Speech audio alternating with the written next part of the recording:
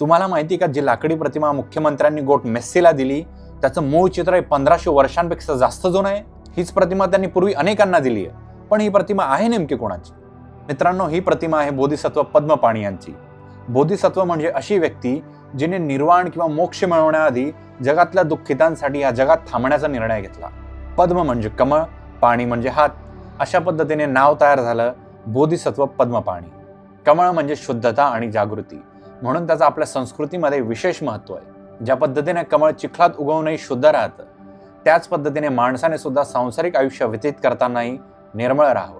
बोधिसत्व पद्मपाणी यांना अवलोकितेश्वर असं सुद्धा म्हणतात, म्हणजेच जगाकडे दयेने बघणारा प्रभू. या प्रतिमेचं खरे चित्र आपल्याला अजिंठाच्या लेणी क्रमांक 1 मध्ये पाहायला मिळेल.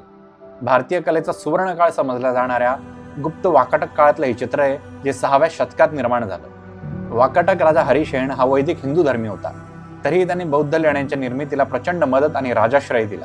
ह्यावरून त्यांचं धार्मिक सहिष्णुतेचं धोरण अधोरेखित होतं. आजकाल आपण बघतो, रस्ते बनवल्या त्यावर खड्डे पडायला सुरुवात होते. पूल तर उद्घाटनाआधीच ते कोसळून पडतात. मात्र 1500 वर्ष सरून सुद्धा अजिंठा लेण्यांचे चित्राचे रंग अजूनही टिकून आहेत. आपल्या महाराष्ट्राने जगाला दिलेला सांस्कृतिक वारसा आपल्या मित्रांना नक्की शेअर करा आणि प्रज्वलन त्याला फॉलो नक्की करा.